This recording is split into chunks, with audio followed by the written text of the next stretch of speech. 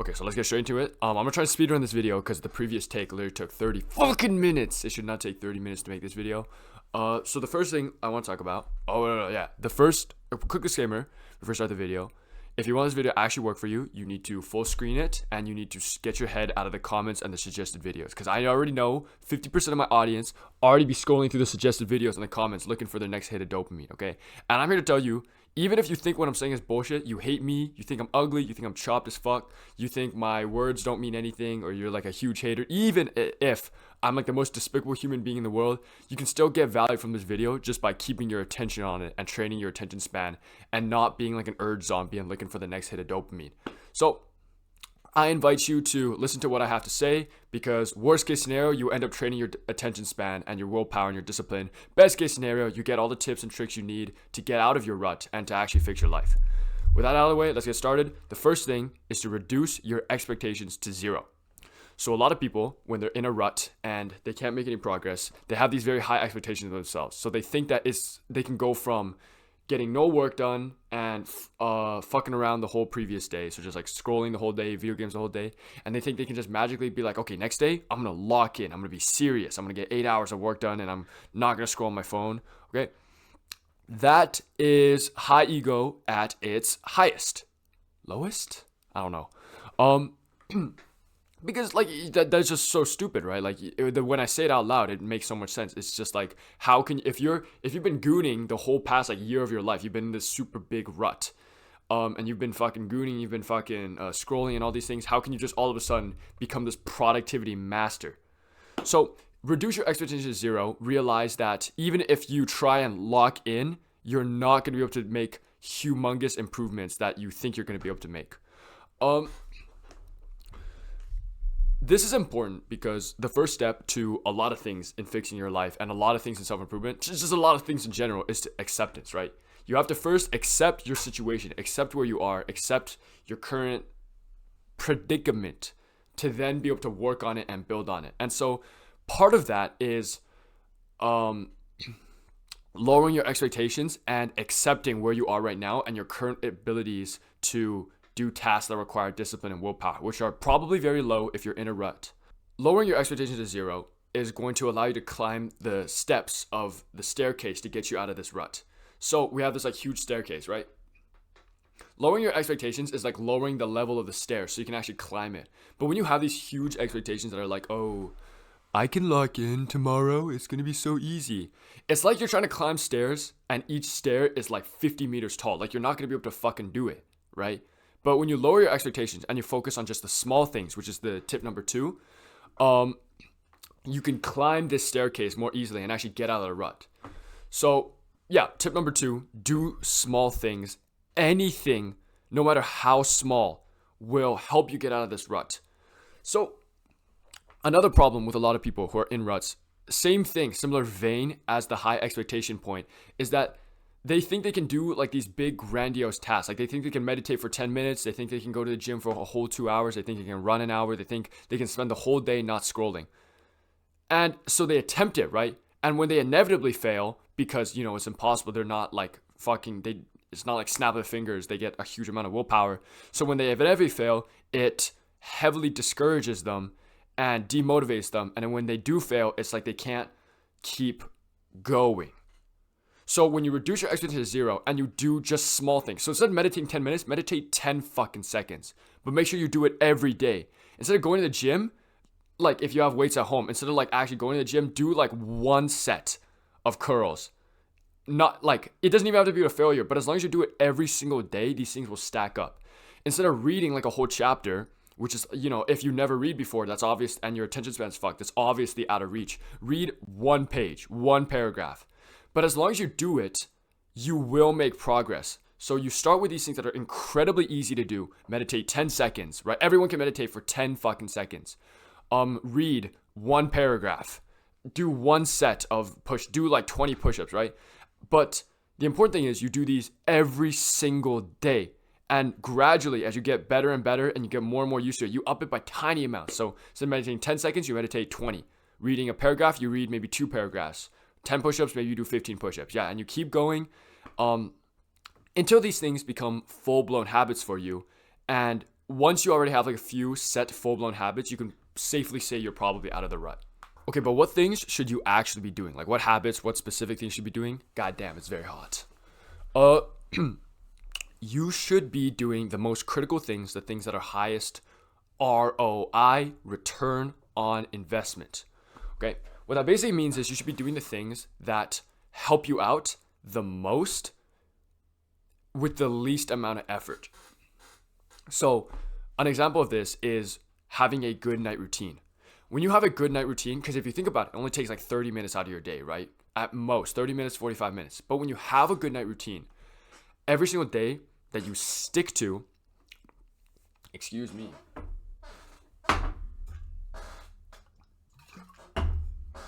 When you have a good night routine, every single day that you actually stick to, what does that do for you? It improves your sleep, so you get more energy throughout the day. More energy obviously means you're gonna be like spunkier, so that's obviously better, right? Like I don't have to explain that. You're gonna have more discipline and more willpower. Your brain's actually recharged. You're gonna be in a happier mood. There's a bunch of health effects for sleep. But the most important one for me is that if you go to sleep well, you wake up well. And if you wake up well, you can start your day off well. If you start your day off well, then you have this snowball effect. You have momentum starting to carry you, and it makes the rest of your day a lot easier. So one example of an extremely high ROI habit thing that you can do, and you should do when you're in a rut, is to focus on your night routine first. So one thing that I used to tell myself when I was in ruts is literally like, so this is my, like the first thing I do when I'm in a rut, I tell myself this. So I don't care if I go to the gym or not. I don't give a shit if I scroll for 8 hours a day and I get no work done, and I take a test and I get like 40. I don't give a shit about any of this. As long as my night routine is perfect, I'm fine. And then because, okay, obviously like don't sacrifice everything. Don't use this as an excuse, right? Don't say like, oh, I'm going to just like jack off 50 times a day because as long as my night routine perfect is fine. But like, you get what I mean, right? And then as my night routine became more cemented and I actually like was able to maintain it consistently, my night routine also consists of habits like gratitude journaling and meditating and scheduling and reflecting. And these 4 things, compounded, they also make my life easier. And then from the morning, since my morning routine is good and I have momentum, I stack on like the gym on top of that. And then I stack on like a deep work block after that. And then gradually, I get control over my day. So focus on the high ROI things. An example of this is the night routine for me. I would imagine it's like probably the same for you, because if it works so well for me, you and I probably aren't so different. It probably work well for you, but maybe you have other things you can think of. Just anything that's high ROI. The same thing goes for bad habits. So you want to focus on the bad habit that hurts you the most. So for me, that's probably scrolling, right? If I get lazy and I get tired, I end up scrolling, and I just end up scrolling for like 2 hours, 3 hours. After I end up scrolling for like an hour, 2 hours, it's just so hard to get work done for the rest of the day. So the main bad habit I'll focus on is not like junk food or anything or any of these other things. Is I'll tackle scrolling immediately, because that one is like the one that's highest ROI. If you want more specific tips to like get off your phone and like stop scrolling and other things, I'm gonna make a video on how to kill your phone usage. So stay tuned for that. Until then, sorry, I'm not gonna give that many practical tips because this video is gonna get too long. But just work on the high ROI things. Okay, what's next on the agenda? Right, okay. A very good way you can get out of a rut. So probably I would say the best, most foolproof way is to get an accountability partner. An accountability partner is literally a cheat code when you're like trying to self-improve, because going to the gym, okay, let's say you always procrastinate going to the gym or something. If you get a gym bro, how are you going to procrastinate? You can't just not show up, right? Because the other person is expecting you to show up. And if you, even if you need to cancel, you have an excuse. You're like, oh, I can't go to the gym today. Unless it's like, obviously if it's like you're sick or something, you're sick. But if it's like because of some bullshit reason, like you didn't like sleep well or something, or you're tired or some shit, like no one's gonna say, oh, I can't go to the gym today, I'm tired. The gym buddy's gonna be like, bro, what the fuck, right? So, and you can see how in this way, getting an accountability partner can bring a person who never went to the gym to go to the gym every single time consistently. Like an accountability partner is a cheat code because it allows you to make the jump. that like from 0 to like 100, a person who never went to the gym can go to the gym very consistently when they get a gym buddy, because the gym buddy and having an accountability partner forces each other to like be, obviously be accountable. Sadly, the gym is the best example because it's hard to have an accountability partner in your own house. Excuse me, I just had a bunch of fish. Sorry, it's kind of gross. Actually, what I just said was a complete lie. Yeah, you can have an accountability partner in your house. You can use your like family members if you have any siblings. That'd be really nice. One thing I told my sister a long time ago was like, if you ever catch me scrolling, I'll owe you like $5. And then it like kind of fizzled out. It gradually died. But for like the 2 weeks after that, I was on my fucking tippy toes, making sure not to scroll. Because if I scroll every single time, I would owe her $5, bro. So she would like rack up mad money. So since I didn't want that to happen, I ended up not scrolling. Obviously, like a bit sad that it fizzled out, but I'm good now. I don't scroll. So you can see how you can like set up accountability partners with your like family. You can even set up with strangers. So for example, like literally this YouTube channel is like a good example. If I don't post on time on my schedule, which is Wednesday, Friday, Sunday, it's like y'all, my viewers, bro, are gonna be like my subscribers. You guys are gonna be like, what the fuck? Like, what happened? Well, like, okay, probably not right now because I'm like a small fucking channel, but like, you can see how there's like sort of this like social pressure coming from like the expectations of other people. So if I don't post, it's like a little weird. Okay. The last and final recommendation I have to get yourself out of rut is to do a grand gesture. A grand gesture is another one of the things that can bring you from 0 to 100, similar with the accountability partners. The way a grand gesture works is you put a lot of investment into something, and because you put so much investment and time and energy into this thing, you don't want to give it up anymore. So a good example of this is that if I want to go running every single day, but I'm in a rut, so I don't run every day even though I want to, and I always procrastinate the running. If I spend $500 on running shoes, running gear, electrolytes, shorts, shirts, whatever else runners fucking use.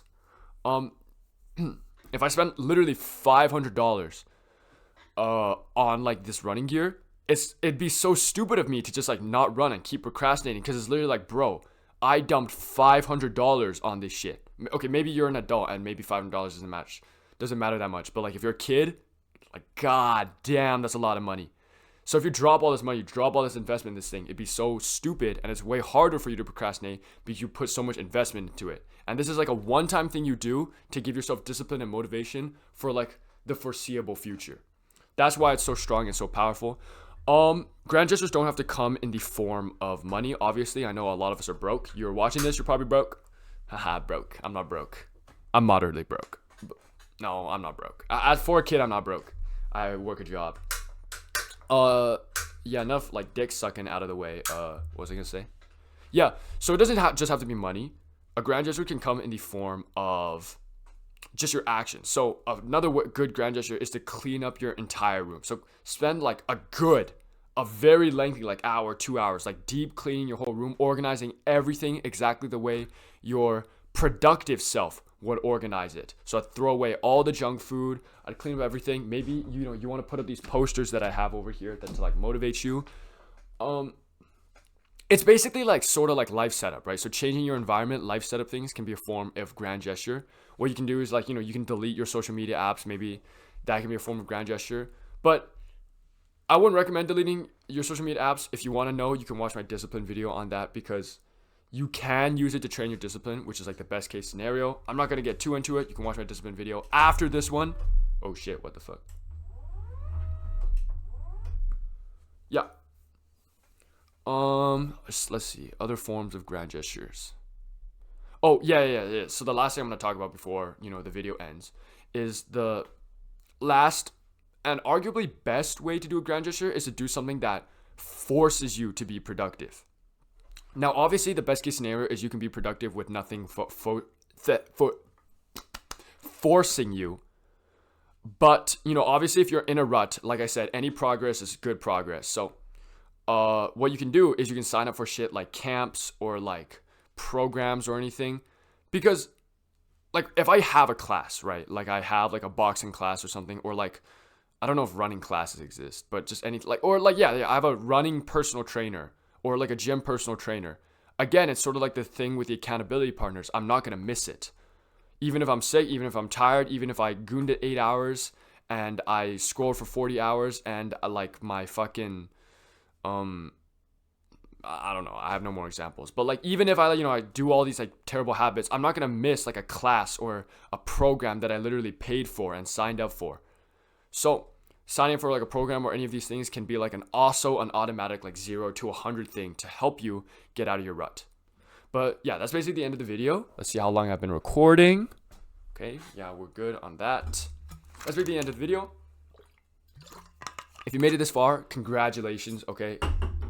It's getting increasingly difficult for us to maintain our attention spans past like fucking like a minute because of all these shorts. So if you did make it to this end of the video, just know that you're better than previous Ivan Shao, who could not watch like a minute long video for the life of him and had to like scroll on shorts, bro. So yeah. And just know that like if you're in a rut right now, like I promise it gets better. There's like light at the end of the tunnel, bro. Like I know how it feels. I've been in like 4 ruts in my life. One of them lasting like years and shit. So yeah, it gets better and shit. Thank you for watching the video. Make sure to like and subscribe, please. I need more subscribers and I have videos, because otherwise it's like semi embarrassing. But yeah, that's basically it for this video. Cool. Thank you guys for watching. I love you guys. Mwah.